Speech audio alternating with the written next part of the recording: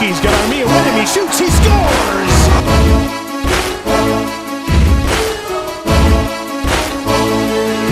In front, Carson scores!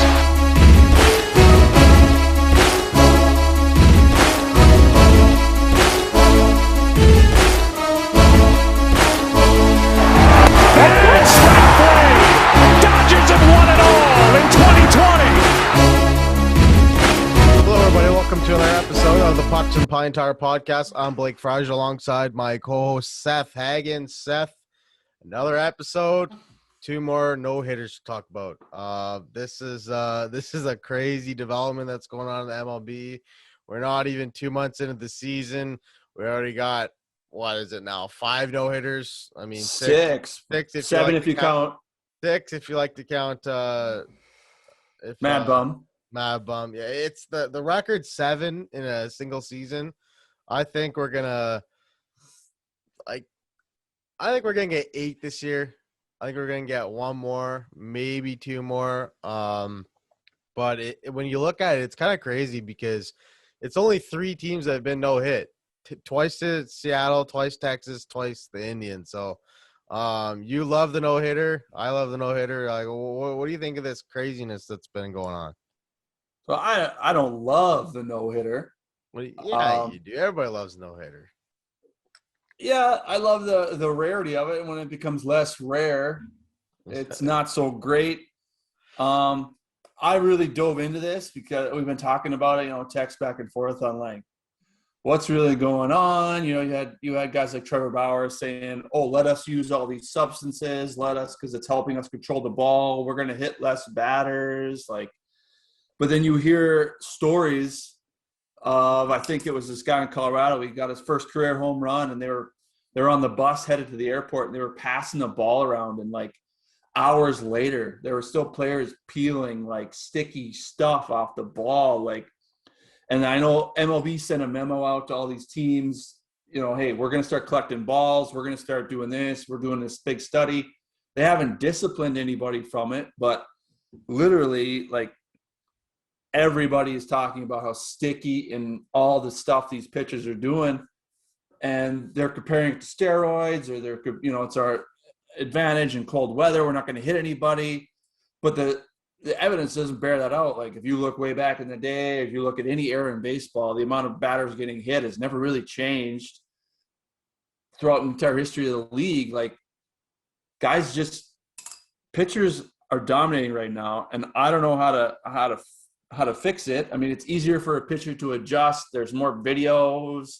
There's more technology. Like a pitcher has 5 days to prepare for a lineup, whereas a batter that day could face 4 or 5 different pitchers. If he's facing the Tampa Bay Rays, he could face 5 pitchers. Right. Well, the way that they handle their bullpen. So it's way easier now for pitchers, I think. But it's crazy, dude. I like the no-hitters, but this is starting to be an issue that I think needs to be dealt with. Right. Yeah. Every time, the pitcher gets the ball back from the catcher and they put the camera on him, seems like he's touching his glove or his hat.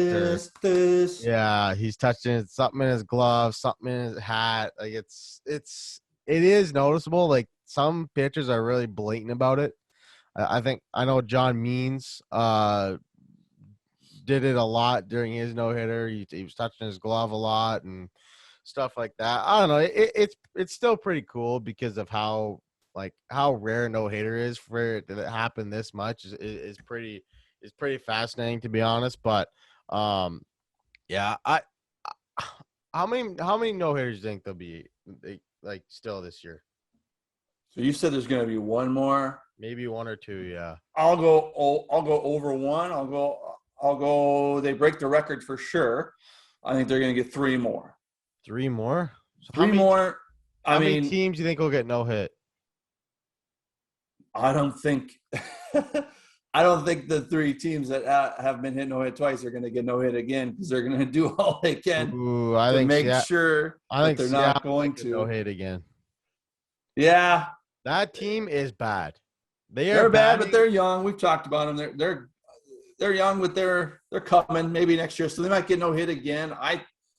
I think you got to look at the teams that have pitchers that, like the Yankees, Those Right. guys can maybe – that staff maybe has one no-hitter in them, and so that'll come against, you know, a low – like that a Baltimore Oriole team might get no hit, something like that. But that's what you need to look at. The problem for me with these no-hitters is they're great because we love baseball. Right. But baseball has an eyeball problem where the game is just not great. If your first, like they always talk about on other podcasts in hockey, like if your first hockey game was a 1-0 boring game, no one's going to come back and watch it again. And like, If it's a no-hitter, hell yeah, I'm coming back. That's sick. no, if it's a 1-0 no-hitter to a new fan, that's boring as hell.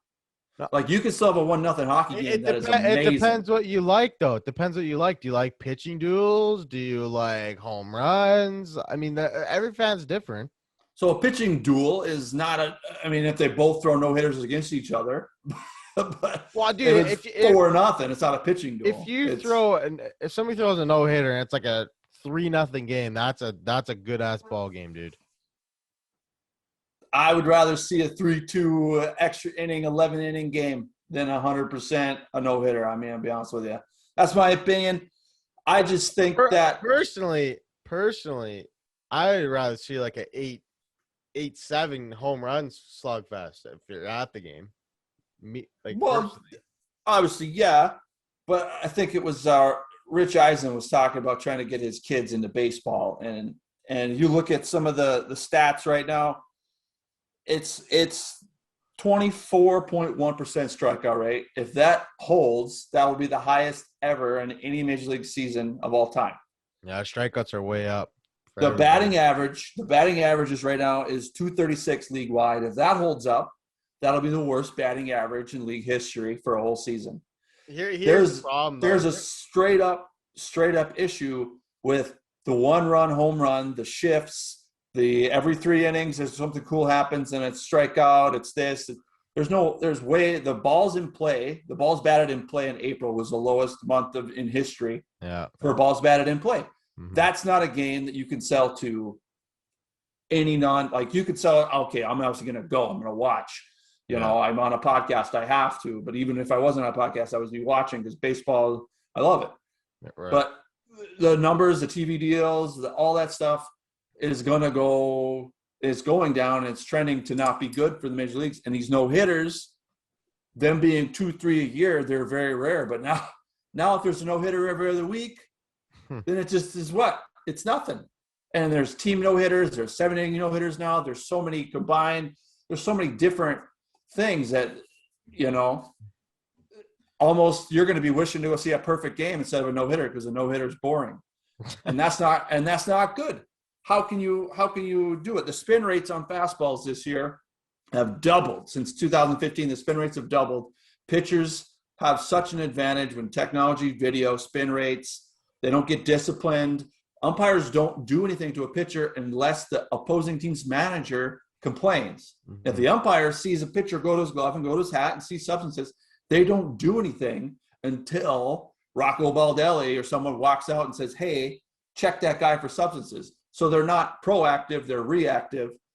There's so many problems in the major leagues underneath the surface. Yeah, you tune into a Padres game and Tatis and they're hitting bombs everywhere. It's so good.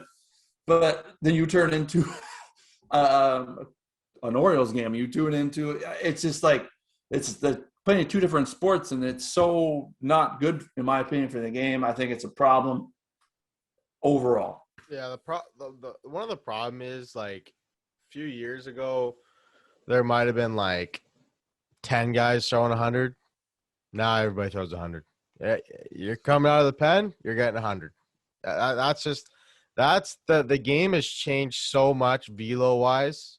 But batters can adjust. Batters can, if everyone throws 100, then it's no different, right? Then the different guy to adjust to is the guy that throws an 87-mile-an-hour off-speed joint. The batters over time adjust. As you've seen, batters over time have realized the home run is the way to go, so they've adjusted over time. Right? It takes longer for hitting to adjust, where pitching can adjust much quicker. They have much more advantage on the pitchers. Right. So if everyone throws 100, that's great. Then the batter gets used to everyone throwing 100. It just takes time. Right. Yeah, let's take a look at the standings. The Tampa Bay Rays, what they're doing right now is pretty remarkable. AL East has turned into a great 11 in a row. Great division. There's 4 teams with a plus run differential in that division. It's the only division like that. Yep. Everyone's scoring. Boston's playing well. Toronto's kind of slipping right now. JD Martinez is on a little bit of a tear. Yeah. My boy JD, gotta love him. Mm-hmm. Yankees right at the ship. Obviously, getting no hitters helps from Kluber. Yeah, they've lost 6 straight after kind of sniffing around first place in the division. They've been kind of beating themselves lately, man. Like, they've had a lot of chances to win in extras, and their bullpen has blown 5 games in a row after the bullpen had the best ERA in baseball in April, and they lost Merriweather, they lost Phelps, they lost another couple guys, and they're putting a lot of young guys in spots that A, they shouldn't be in, or B, they're not ready for. Travis Bergen comes in the extra innings. He walks 3 straight runs in with the bases loaded. Like, I have never seen a pitcher throw. That was bad. What is it? That one. That was 4, 8, 12. He threw 12 straight balls. 12 straight, bro, without throwing a strike. I'm just like, dude, you're in the majors, bro. Like, bear down, throw a damn strike. And think of that discussion we just had. Everyone could throw 100. Everyone's out there just trying to blow it past. Everyone's using substances, so they're getting weird spins. When all you need to do, I just need you to get one across the plate. If it's 5 miles, if it's 5 miles an hour less, if it's 94, bro, and it gets you a strike, throw it, dude. It's a mentality in this game that is creeping into teams like this, and these pitchers you're talking about. This guy is not. He's not Mariano Rivera. He's not gonna. He's trying to keep a spot, earn a check for his family, make sure he's trying to do everything. And what it says to him is, I got to blow it past everybody. I got to throw 100. When it's like, you could just hit a spot, bro, at 5 miles an hour less, and it's a different game. Yeah, I'm with you. Yeah, so we got Tampa Bay in first, 30-19. Boston right behind them, half game back, 29-19.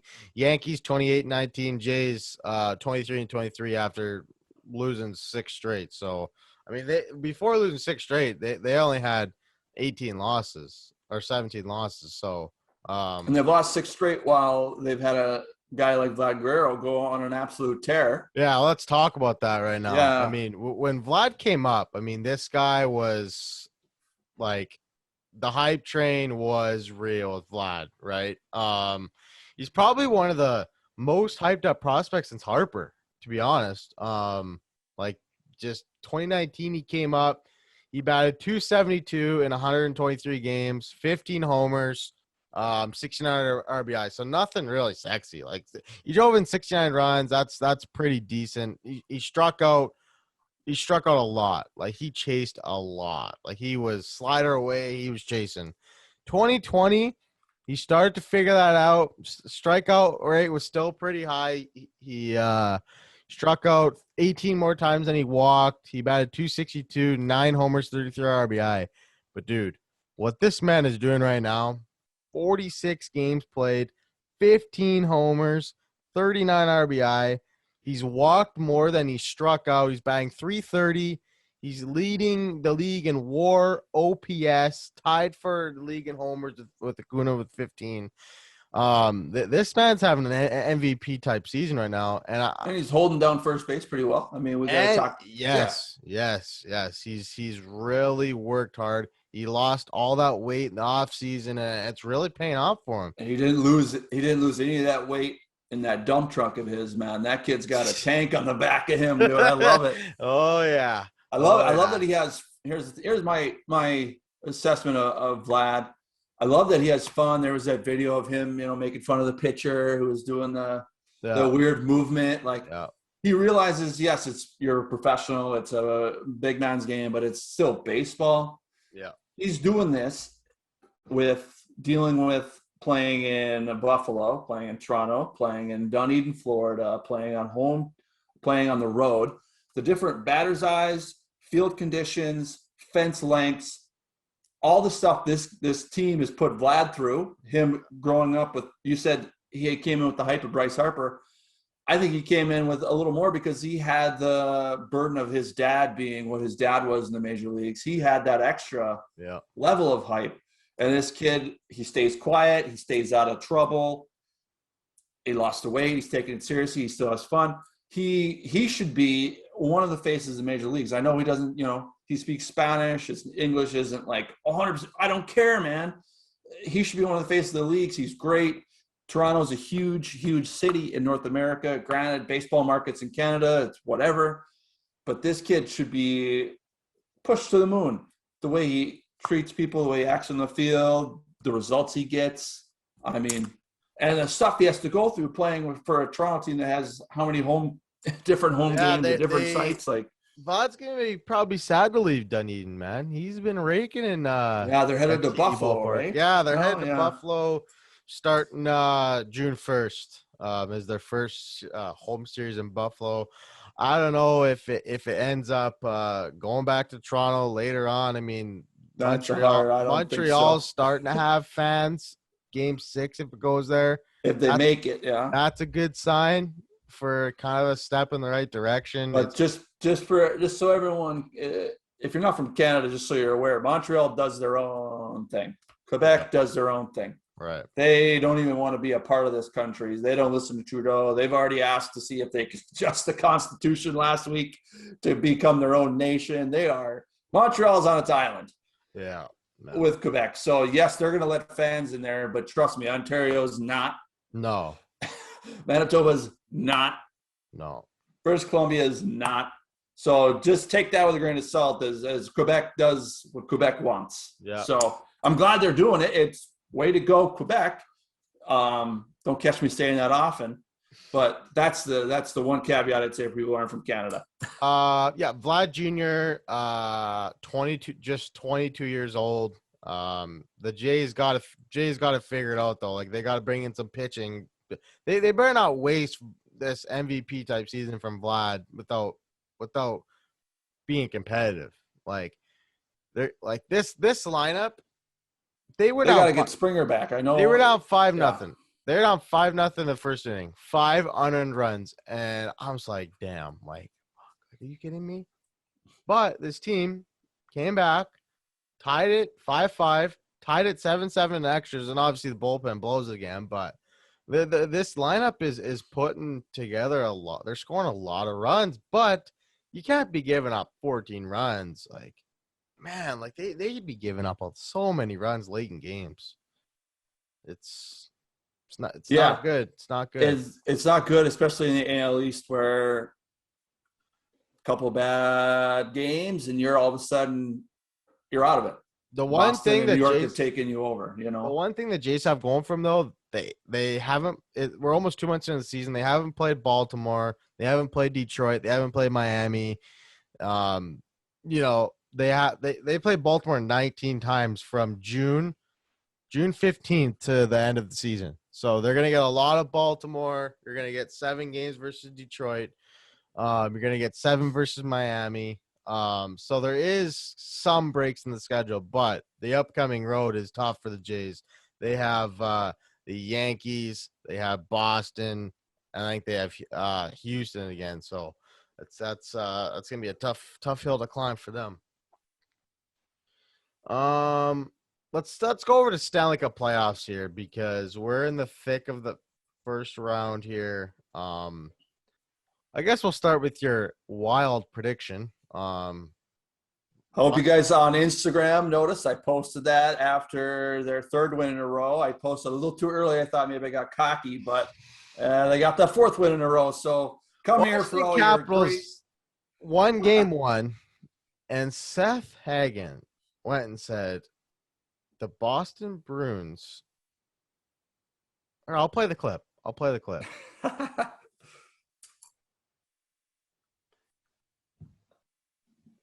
see if I can. Where is it? Let's see if I can find it here. We'll play the clip. But if you guys don't, go follow us on socials or on Instagram and Twitter now. So if you're listening on YouTube or on Spotify or iTunes, make sure you go follow those socials. Instagram, we're starting to kick up. We do some voting on there. We do some videos. So check it out. You find the clip at all there, Blake? I'm trying to find it.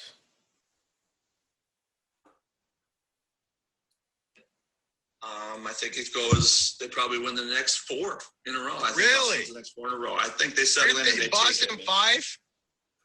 I think they win the next 4 in a row, bro. I'm gonna go crazy. One crazy prediction today. There it is. Seth Hagen. Hey, everyone's Any more bold predictions? Can you predict the Canucks are gonna win the Stanley Cup next year, or like anything else? Yo, I make bold predictions. I don't make dumb predictions. Whoa, that's rude. That's rude. Anyway, I don't know. Maybe Ovechkin, who's a UFA now because he just lost 4 in a row. Maybe he signs with the Canucks and we're gonna talk about that later. Crazy. We're talking about that. We're gonna talk about that later. We'll talk later. But yeah, the Boston. The only reason I really was confident in that one is there's no way that first line came and brought it. There's no way that first line in Boston was going to let another loss happen. Pasternak, Bergeron, even Marchand. I mean, they all produced so much in those 4 games. I knew that was going to be that way. I trusted Tuukka more than I trusted anyone in goal for Washington. I didn't like the way the drama was happening with Washington. You saw Ovechkin yelled at his goalie. I'm like, bro, you got to not do that. You still can win this series at that time when he yelled at his goalie. I didn't like anything was happening in Washington. So I made a bold prediction on just gut feeling. I didn't have much going besides that, but I'm glad it came to fruition. Yeah. We'll stick over that in that division. The Islanders lead Pittsburgh 3-2 in that series on an awful giveaway in double overtime by Tristan Jarry last night. Not good on his part. Put it right in the stick of Josh Bailey. He went in and put it top corner. So they lead 3-2 in that series. A few games have gone into overtime. I had Pittsburgh in 6. So obviously, that's not going to happen. I think we both had Pittsburgh, to be honest. Yeah, I think that series is going to go 7. I think Pittsburgh is going to go in on the road, get a road victory, and push that back home to 7. What do you think? So I had Pittsburgh too, just because of their home record. Right. Obviously, the Islanders have taken sort of that home and nullified that home advantage they've had. They've won 2 in Pittsburgh. Yeah, they've kind of taken that and said, well, screw your, I was right with Boston. I was wrong on the home record with Pittsburgh. I always trust what Barry Trotz does. His teams never give up, like even if they are down. As far as the goalie for the Islanders, is it Sorokin? Is that how you pronounce it? Yeah, Sorokin. He stole the game last night. He had 58 saves. He's got to steal another one. I don't think that he can just show up and go through the motions. I think he has to steal another one if they're going to do anything. So I'll still stick with Pittsburgh, but 25-year-old rookie coming out there against Malkin and Crosby and those big boys putting up that many saves, it gets your attention, in my opinion. But I still think Pittsburgh's going to do it. Another rookie goalie to another. We'll talk about Spencer Knight. Great series. I could watch this series all Florida's all season is on the line. They're down 3-1. They turn to Spencer Knight, a 21-year-old kid who just signed his entry-level contract after Boston College got eliminated from the NCAA tournament. Gave up a goal on the very first shot of the game, too. And stopped 36 straight shots after that. Like, just – 36 shots against a power play that was 7 for 12 going into this. I mean, again, Stamkos, and name the guys. There's literally a murderer's row that Tampa has, and this kid just showed up. Kucherov, Point, Hedman. Yeah. The issue in this series is, as I mentioned, the power play, but there comes another side of that, and that's the penalty kill, is that Tampa's taken way too many penalties as well. So there's no flow to these. Like, when I say there's no flow to these games, I love watching these games. They're great hockey games. but there's no flow if you're a player on the ice because you're spending so much time in specialty teams that you can't like settle in. You know what I mean? Right. That's kind of how I'd say. But if you look at the non-specialty, just watching the games and then kind of diving into the stats, Florida owns the advantage in 5-on-5 for expected goals, for high danger chances. So Florida, if you peel back the layers, is actually the better 5-on-5 team even. So the only thing keeping Tampa in this is the power play.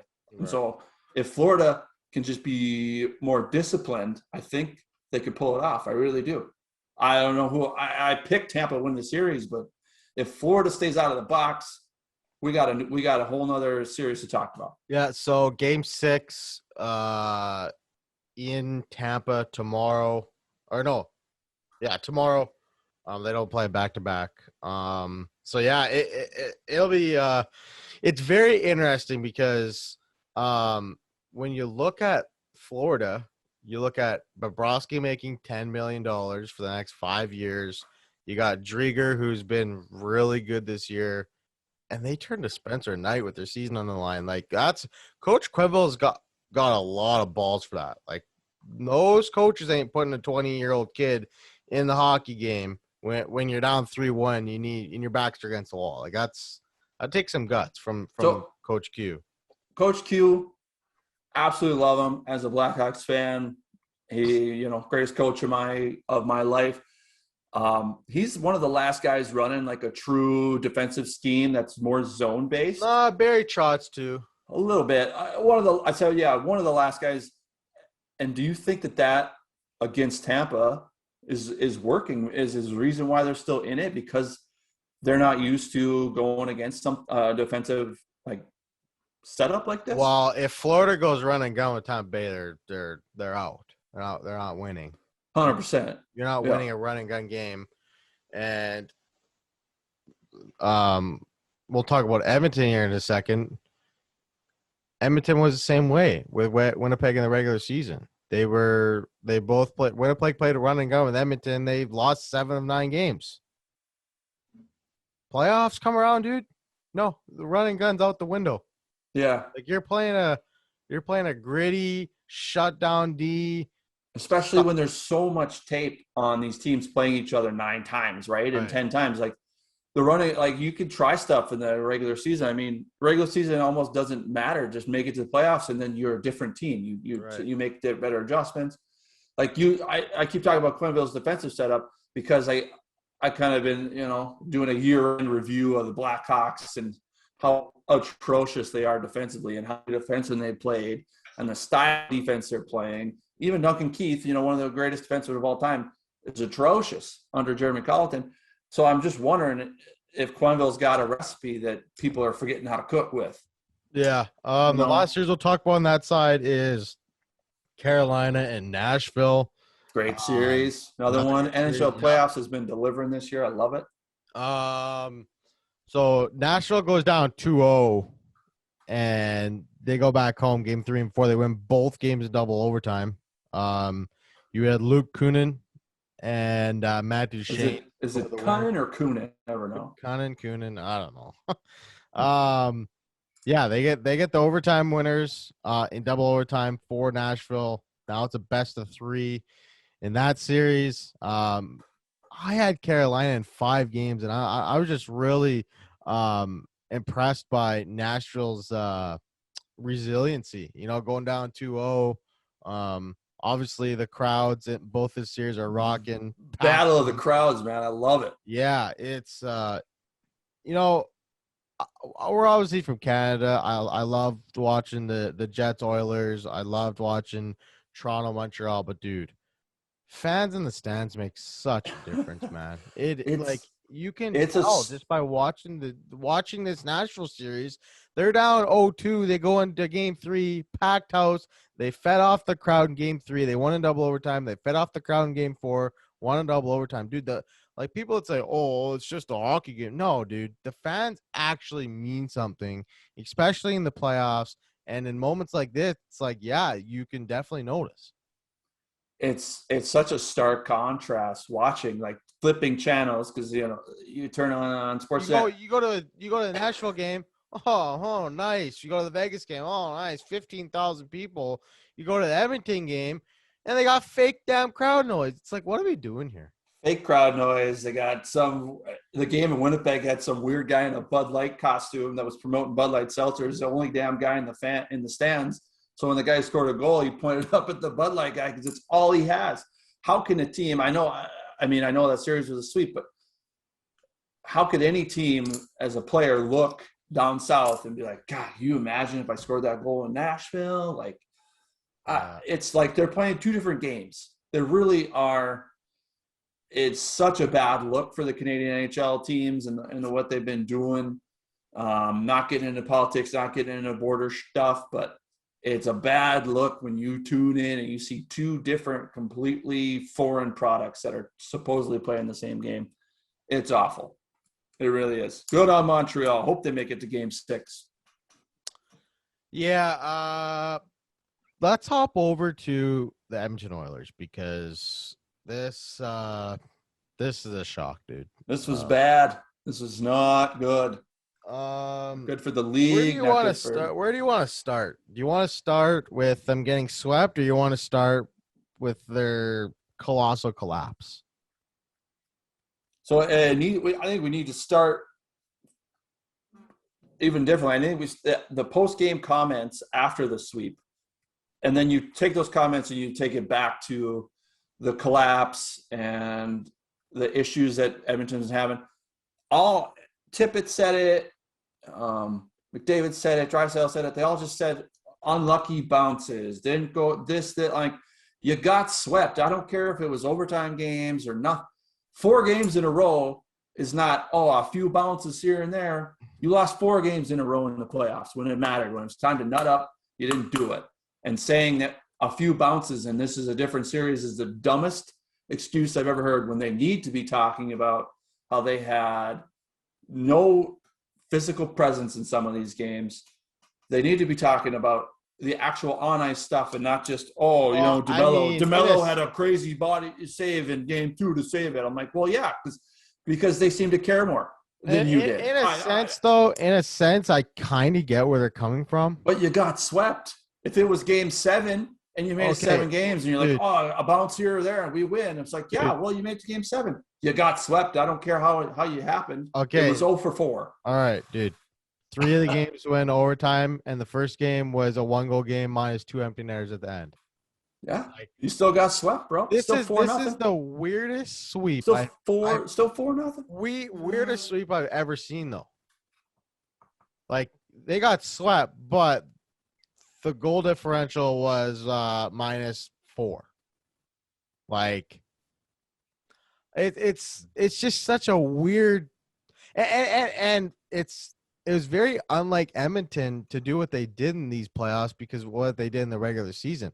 They were the best team in the NHL when leading after 40 minutes. Literally, Connor McDavid in his post-game comments said the regular season doesn't matter. It means nothing. They were. So, I mean, you can look at that, what you just said, that's a great stat, but it's like, well, playoffs are different. I don't know what to tell you. We'll talk about what Winnipeg did. Winnipeg completely blanketed McDavid and Draisaitl. Pointless in the first 2 games of this series. Morrissey came back and played 30 minutes a night. He played 48 minutes. He played 48. Yeah, Pionk was unbelievable.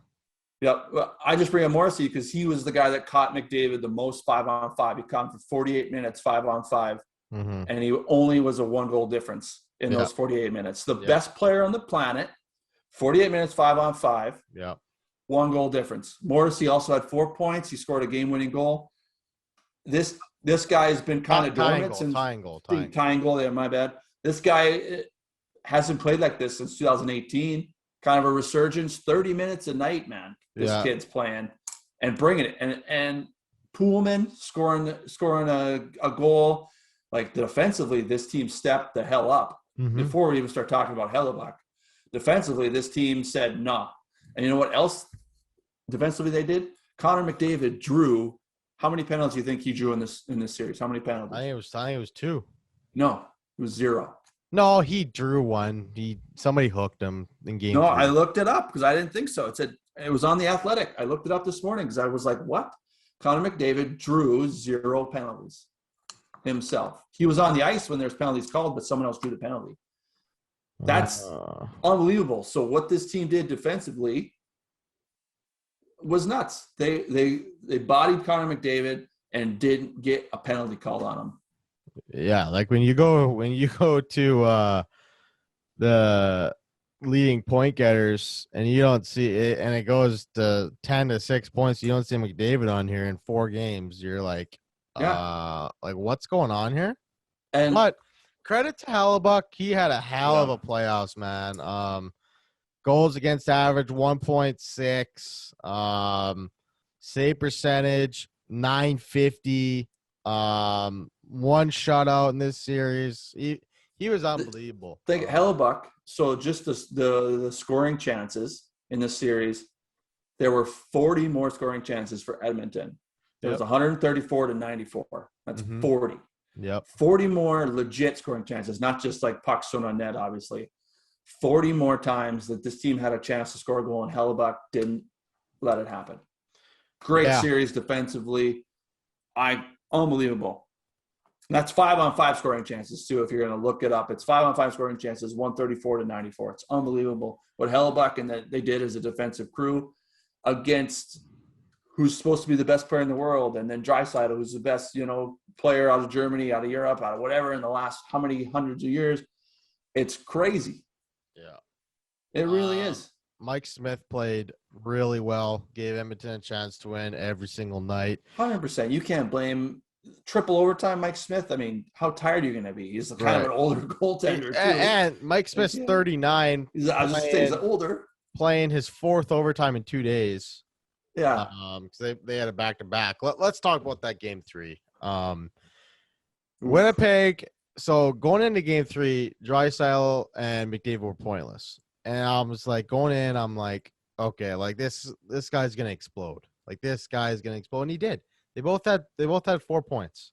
They both had a combined 8 points. Okay, they were up 4-1. I was like, this game's over. We're going back to Edmonton for game 5.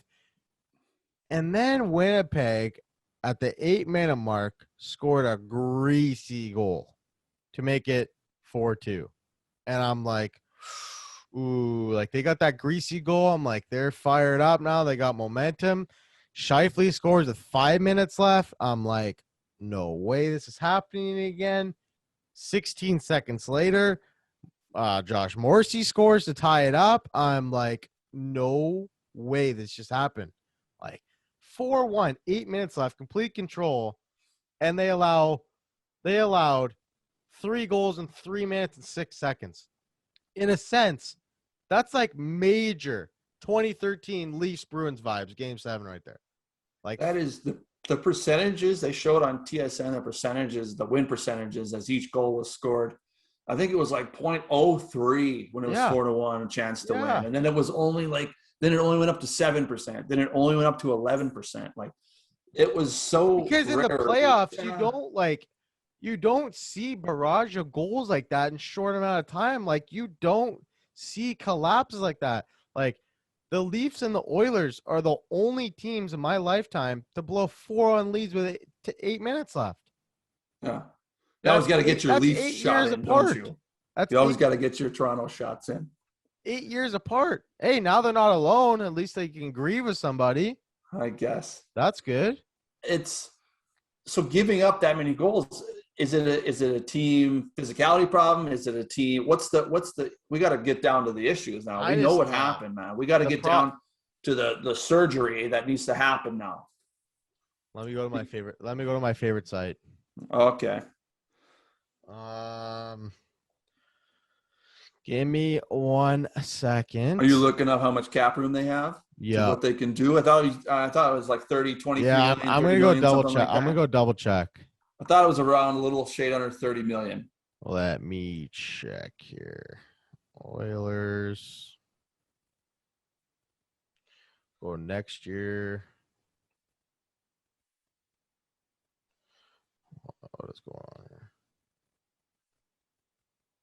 I gotta say, just while you're looking that up, when I mentioned the McDavid not drawing any penalties, that's more of a league problem, in my opinion. Yeah, I don't know what this guy was. Yeah, they need to. Hold The on. NHL needs to get its stars some help, bro. That happened to Tom Brady. That happened to Aaron Rodgers. Are you kidding me?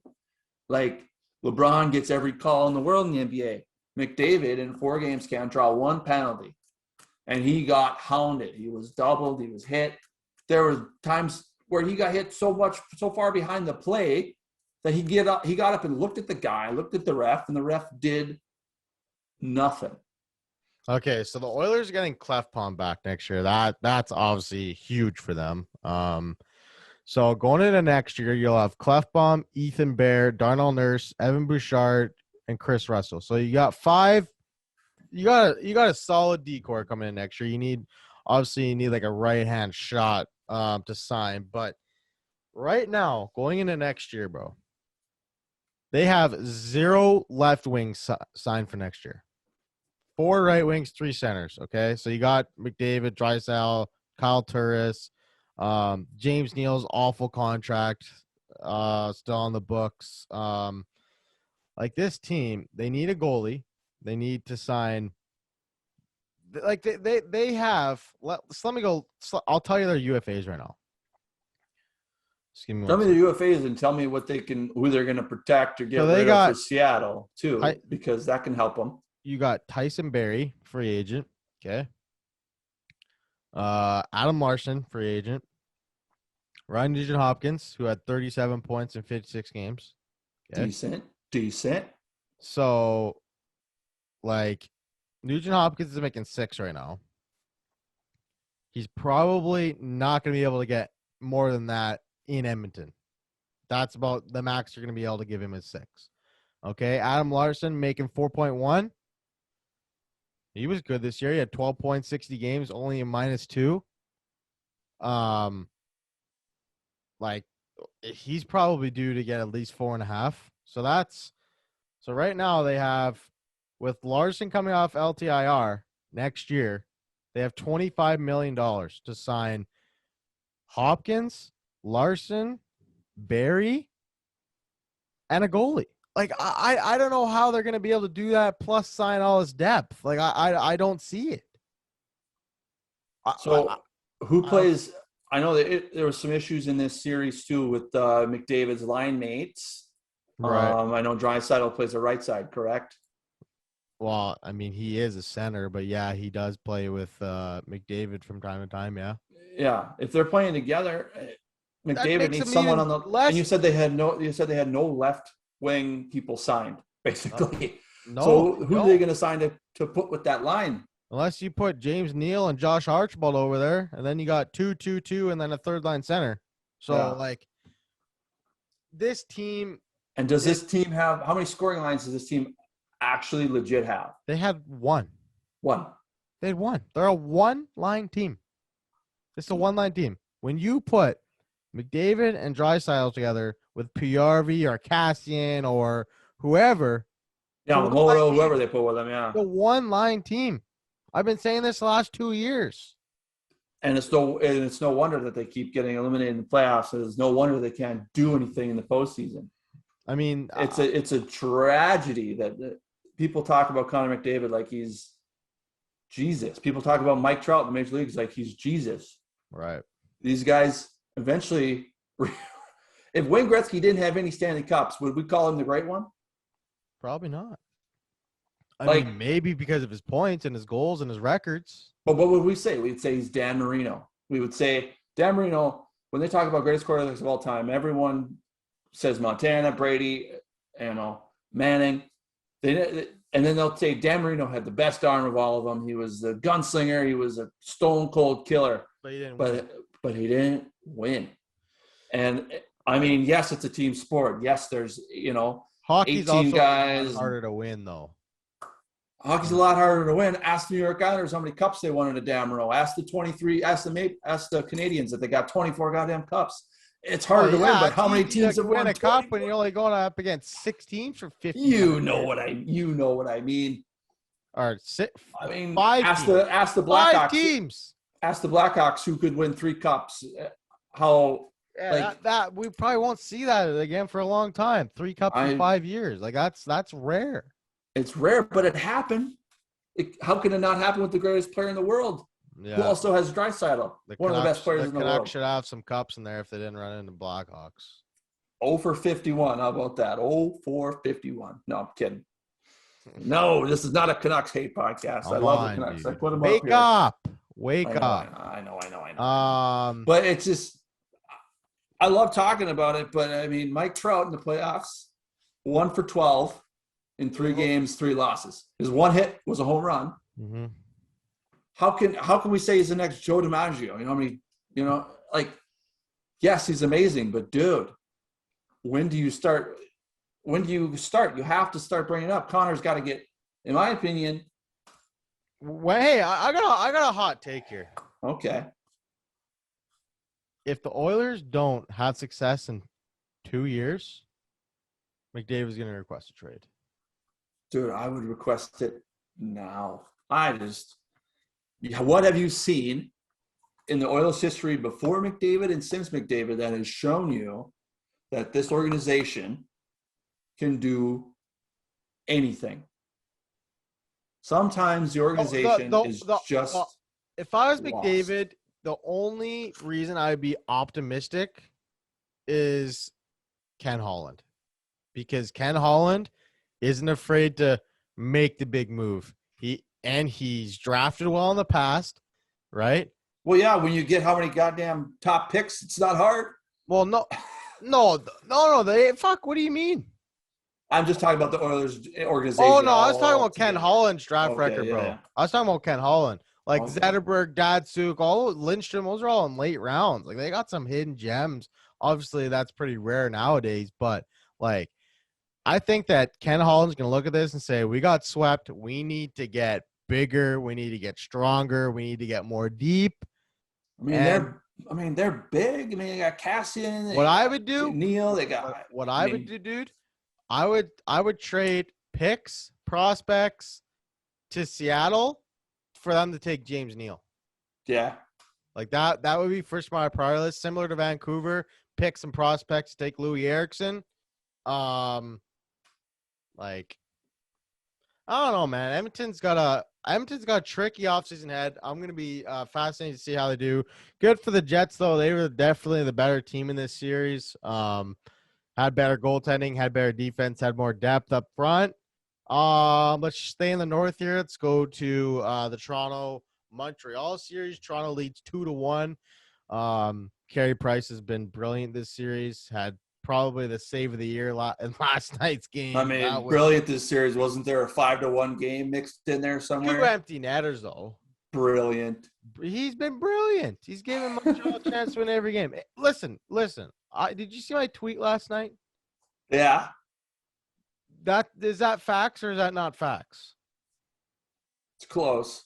3 years, okay? The last 3 years of Carey Price's playoffs, okay? If you had to guess what his goal support is, what would you say? Oof. I mean, not good. I don't know. I don't really have it. His goal support, he probably gets less than 2 a game. 1.97 a game. So less than 2, 1.9. Yeah. That screams Jacob deGrom. Jacob deGrom gets like 0 runs or 1 run. Like he has to drive in his own damn runs for run support. Like it is like that's an actual thing. Carey Price and Jacob deGrom are so similar. It's not even funny. 1.97 a game? That's all you're going to give one of the best goalies in the world? And they've tried. I mean, they brought in Caulfield for game 3. They called him up. He had a lot of chances, too. A lot of chances. Kids get, I mean, Romanov's got to slot in for game 4. Yeah.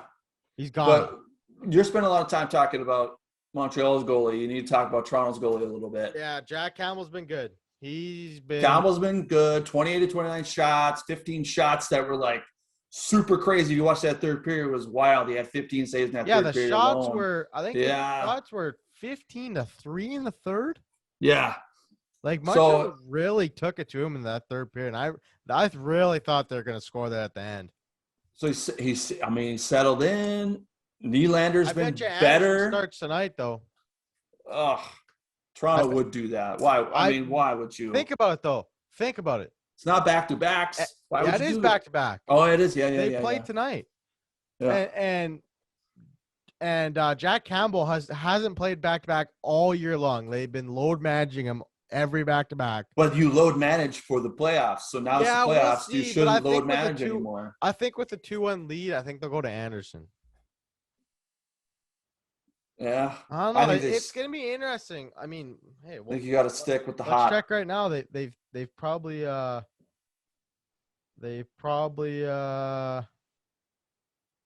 don't have to announce it early, right? So they probably won't announce it until as late as possible. Wayne Gretzky resigns as vice chairman of the Oilers. He's sick of Edmonton. Oh man. I got so much. We could do a whole podcast on Edmonton. Why any player would want to just go to Edmonton and live and play in that environment, that city, that like you imagine Connor McDavid, if you told him right now behind closed doors, if you asked him, it's like, hey, bud, you can have it all over again and you could pick Toronto or Edmonton. What do you think Connor McDavid says? No, we're not doing this, Seth. We're not doing this. I'm telling you. It's turning into the Detroit Lions of the NHL. It really is. That's mean, bro. Top picks. You're ruthless. Kick the team while they're down, bro. Look at Detroit. They've had Barry Sanders. They've had Matt Stafford. They've had great linemen and what's Calvin Johnson, the greatest receiver of the last 10 years. The Detroit Lions in the NHL, bro. I don't know what to tell you. I would run so fast out of Edmonton. The second the season was over, I'd be on a plane to anywhere in the United States or the Caribbean and get the hell out of it. People from Edmonton are great. I'm sure that I'll go to that city one day and it'll be fine. But as a hockey player, I'm not going to Edmonton, bro. The bad luck, the atmosphere, the organization's history. Sorry to harp on Edmonton. We're talking about Montreal. This rant is definitely going on Twitter, by the way. Let it go on Twitter, bro. Man, yeah. Let it go. I don't know, man. Sure, they're great people up there. But no, thanks. Hard pass on Edmonton. All right, moving on to... We are not done talking about this Leaf series yet. We got to talk Tavares, that hit. Nasty. Oh, yeah. Sorry. Yeah, we got to talk about Tavares. Yeah, so Tavares. Brady's all right. Look nasty. Tavares gets hit in game one. Completely accidental. Perry tries to jump over him. It was accidental 100%. It just sucks that it had to be Corey Perry to be the one right there. People on social media are clowns. Oh, this guy's such a dirty, vicious hit. Dude, he tried to jump over him. He caught him in the head with his knee. He tried to jump over him on skates, bro. It's not easy. Like, it was completely accidental. Like, Perry and Tavares played with each other in World Juniors.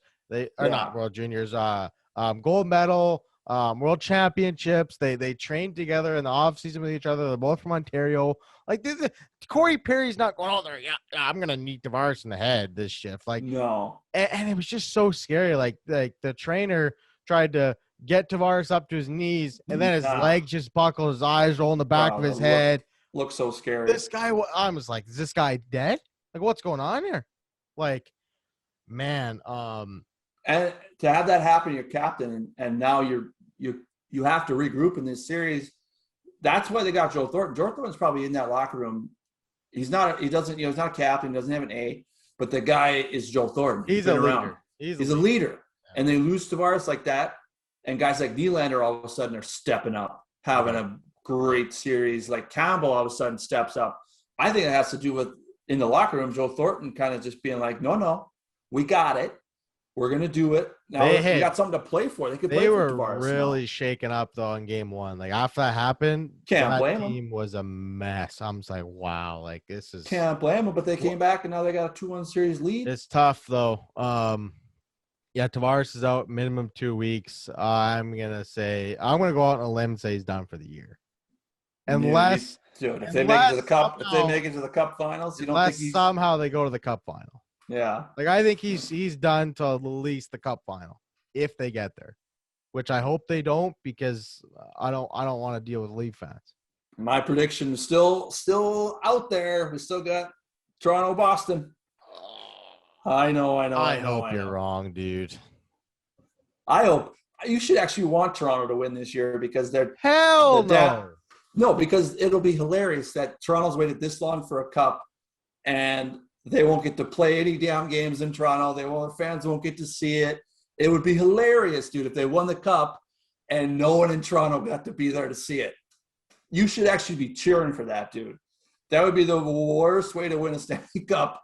They're going to be winning the cup in like Buffalo or some town that I think you should be cheering for it, bro. I really do. I'm not cheering for the Leafs, dude. I'm not. I will not cave and cheer for the Leafs. Like I don't care if they're from Canada. I don't care if they haven't had a cup since 1993, dude. I will not. Their fans are so arrogant. I mean, a cup since '93. They haven't won a cup. No, I'm saying like a Canadian team hasn't won a cup since '93. Oh yeah. So like, I hope like if they beat Montreal, they ain't beating Winnipeg. There's no chance. There's no chance. Not if Connor Hellebuck has anything to say about it. If but Connor there's still always a chance. There's always I mean, come on, bro. Did you think that Winnipeg had a chance to sweep Edmonton? No. Well, I predicted Winnipeg in 6. I know. You never predicted a sweep. Nobody predicted a sweep. No. Like it was just so odd to see. But yeah, this series is gonna go. The Leafs are gonna go one or two ways. They're either gonna fold like they do in most playoffs, or they're gonna rally around their captain. I think they rally. I really do. Joe Thornton's there to help them. They're getting contributions from players besides Matthews. I mean, I think they come out of the North still. It's still my pick to come out of the North. So we'll have a good battle. We'll have a good podcast when Winnipeg and Toronto start their series, hopefully. Yeah. It'd be nice to have some fans. Could you imagine that Game 3 comeback from Winnipeg? If there was fans in the stands, that place would have went nuts. And Winnipeg's one of the smaller buildings in the league too. It is the loudest building I've ever been. It's so loud because it's like the roof's there. It's small. It's not cavernous. And they'd be waving their damn white towels everywhere instead of a white shirt over a cardboard cutout. Like it'd be wild. It's weird. Wild. Okay. Speaking of wild, they keep their season alive. 4-2 win on the road last night. Game 6 is tomorrow in Minnesota. Cam Talbot's been really good this series, kind of keeping them alive. The rookie sensation finally got his first playoff goal. He's been playing well. Kaprizov, the 38-year-old rookie. Goal. 38. Come on now. He's 24. Kid looks good though. He does look good. He had a great assist in game 1. He finally got a goal.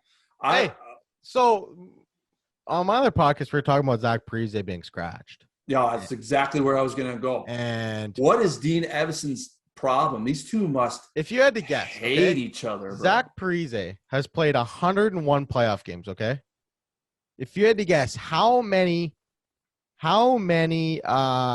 points he has, what would you say in 101 games? I'm pretty sure I saw this. I think he's a shade under a point per game. He's got like 90-some points, 97 points, something like that. 78 points. 78 in playoff games. And he scored last night. He scores last night in his first game back in the lineup. This guy should be in the lineup every playoff game. Wasn't he back game 4? I thought he missed the first 3. No. He was back today. He healthy scratched 4 in a row? Oh, no, sorry. He played game 4 and game 5. He got healthy scratched 3 in a row. 3 in a row. Came back game 4, and he got a point in game 4 and then a goal in game 5.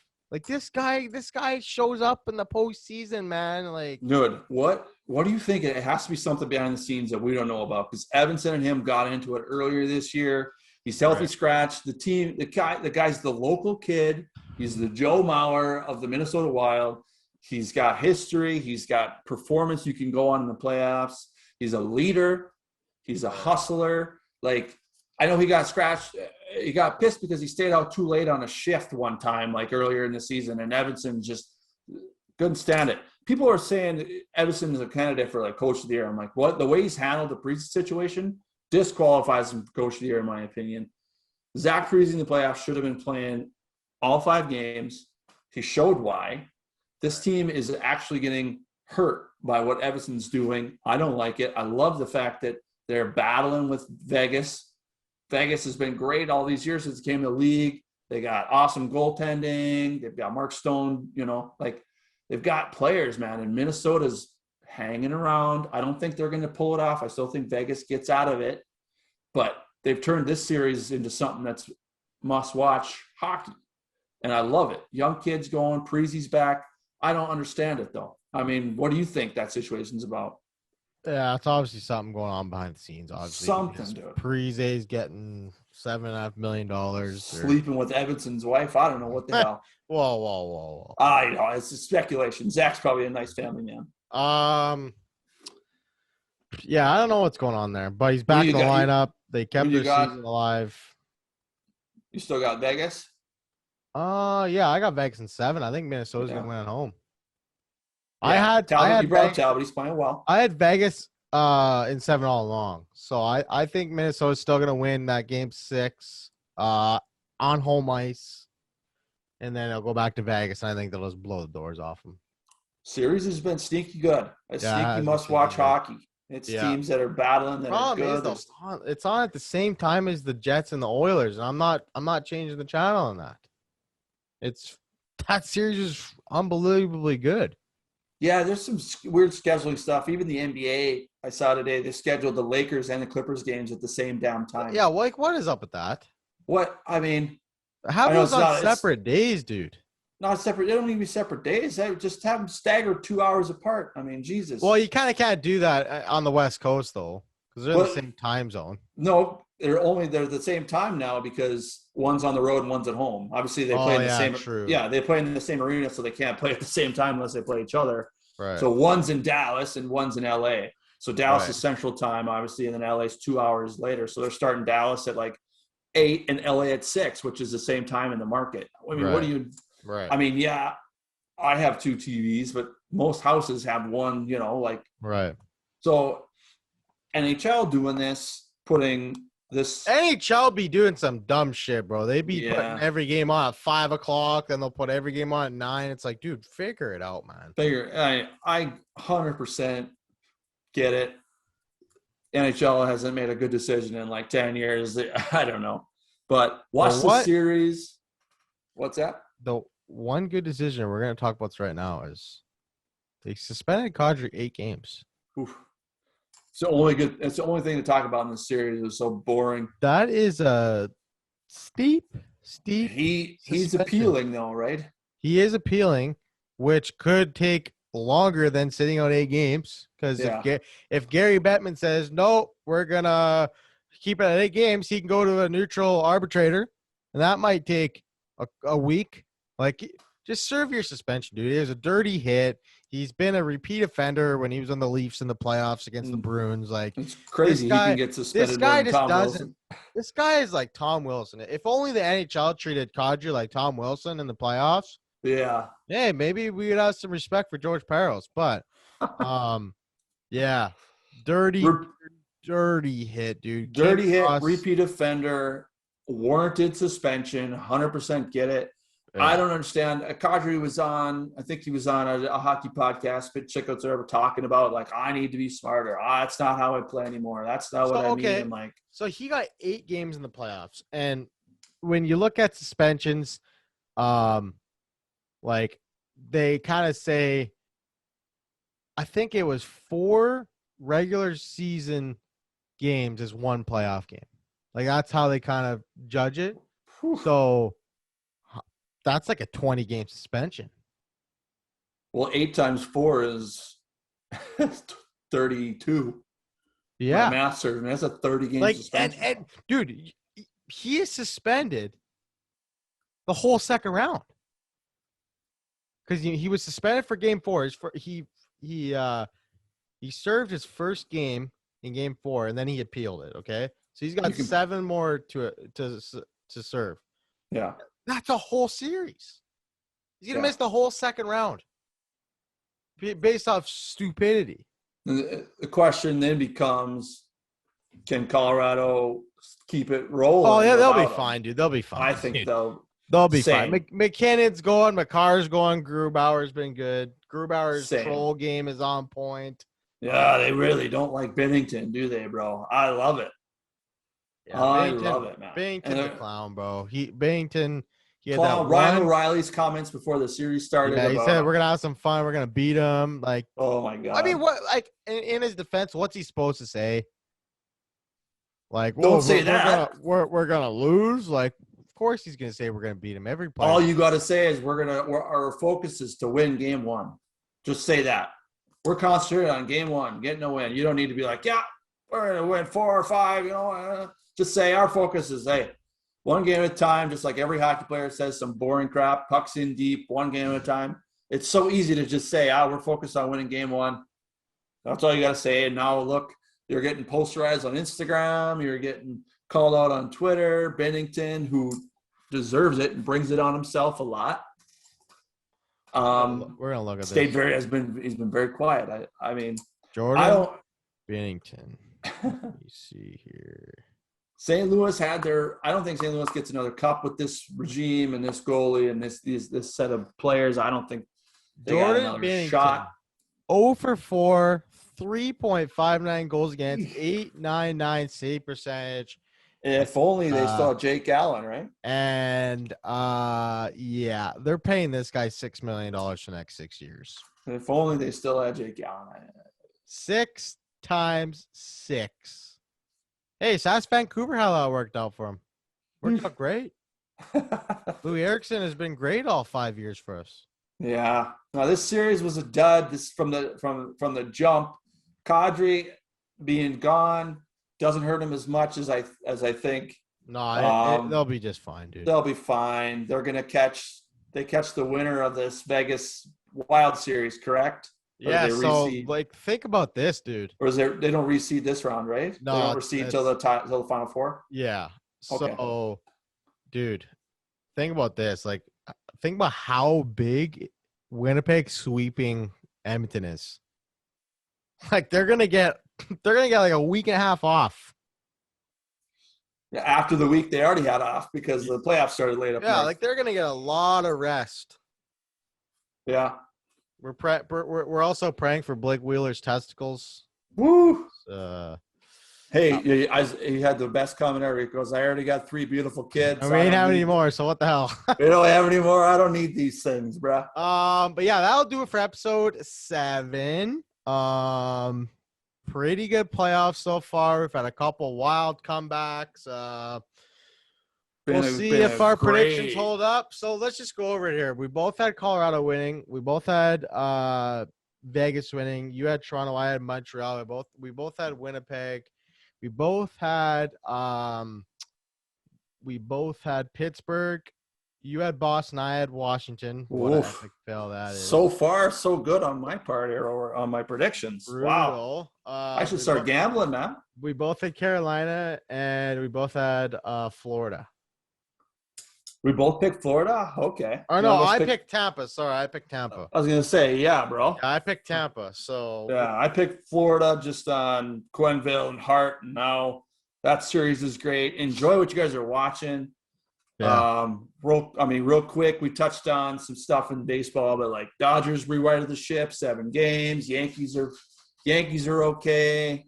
So Twins are still awful, but yeah, man. We're sick in playoffs, NHL. We'll still touch on some baseball stuff, but this stuff is entertaining, to say the least. Did you have anything about UFAs and Vancouver and all that stuff you wanted to mention a little bit about Ovechkin and nothing? I don't think it's happening. Save it for another pod. Well, do you think he's going to sign in Washington?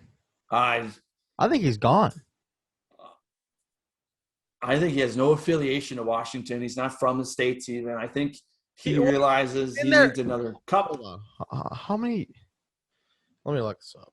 So Ovechkin's UFA after, well, now the season's over for them. We're just wondering, I don't know if he goes anywhere, where he would go. I already saw a picture of Connor McDavid in a St. Louis Blues jersey, so people are already starting to speculate on where people are going. But I think Ovechkin stays in the league because he wants to break Gretzky's record. But I don't think it's going to be – I mean, it'd be awesome to see Ovechkin in a New Jersey. I think would be crazy. Tired of seeing him in a Capitals jersey. Dude. That teammate, that franchise isn't winning any more cups, in my opinion. This man has played 16 years in Washington. Yeah. It would be so weird seeing him in another uniform. It would be so refreshing, bro. It would be refreshing, but it would also be very weird because when you get Ovechkin to the Kings, man. Get him in the LA. Kings? Get him in LA. Hell no. I do not want to. If Ovechkin ain't coming to Vancouver, I don't want him in the West. It'd be the second coming of Gretzky to LA, man. It'd just work out perfectly. He goes from his team to LA. LA's got the cap space. LA's got the young core. They got Jonathan Quick on a deal that's got only a year or two left. Dude, all right. Could share. You had one lucky prediction. Enough of this shit. No. Hey, how about this? Ovechkin doesn't go to Vancouver, but somehow, some way, Buffalo and Vancouver work out a way to get who there. Jack Eichel? Yeah. I'm more on the Sam Reinhart side. Yeah, okay. I like that. I like the first round pick, Cole Lind for Sam Reinhart. If Jim Benning wants to be if he wants to be bold, might as well go and make another JT Miller move. It has to be bold, man. You can't have one scoring line, decent line with Horvat, and then three and four lines that just are dog. You got fans posting fire Benning signs in front of Rogers Arena, so that's a great look for organization. They got Green 2 more years. Good signing, I think. Yeah, I think that's good. So coaching carousel kind of started with that. Green and Benning. They got to bring back Ian Clark. Dude, the way that Demko was talking about that, he's like, I owe everything to him. Like, I hope they bring him back. Like, dude, the goalie you just signed to a 5x5 is literally begging you to bring Ian Clark back, and this guy's still not signed. What are we doing here? I don't know. The Canucks haven't made a good decision in a minute. Signing Green was their first one. Yeah, I think. A good start. They keep him out of Seattle. They're a new rival that's coming. They got to start. We were kind of talking next year if the teams are playing everybody in the divisions or back to the old divisions. The Canucks, are they the fifth best team in that division, or are they the fourth? I mean, they're not the top three. 4. You think they're 4? 3/4 with because Arizona's out, so that's a team that your top 4 in that Pacific, whatever you want to call it, division. It will be Vegas, Edmonton, Calgary, Vancouver, Seattle. We have nothing about what's going to happen with Seattle. San Jose's dog crap, right? But you're battling for the 4th and 5th spot right now. If you make a big splash like a Reinhart, you could challenge Calgary for that 3rd spot for sure. Yeah. They also have 2 defensemen signed under contract for next year, and apparently Schmidt wants out. I don't know. He had a super average year. I wasn't impressed. Anytime I watched Nate Schmidt, you could put a different guy in his uniform and I wouldn't know any difference. I mean, the guy flourished in Vegas. That market causes people to play a certain way. The fans, the city. Came up to Vancouver and I don't think he liked it. I mean, maybe. Well, I just think that it was just such a shitty season for a Canadian team. Yeah, you saw Pedersen the second the season was over. He's off to LA. He hopped on a flight and he said, "Deuces, I'm out to LA in the States and I'm going to go eat at restaurants and party with my mask off." Right. So, right. And he hasn't been home in over a year, so he's going to LA for a while with his agent and then he's flying to Sweden. No, so I don't think he'll go to Sweden. A Vancast, Thomas Drance said he didn't go to Sweden. He didn't go to Sweden last year. I think he's going this year. That's what they said on the Vancast. Drance Drance, my boy, said so. I so don't. we'll see. I hate Thomas Drance, dude. You just, as Thomas Drance said, just give your head a shake, bud. That's what he says all the time. Yeah, So I don't know. me and him have had our battles on Twitter in the past. Not a fan. That guy is so negative on Twitter.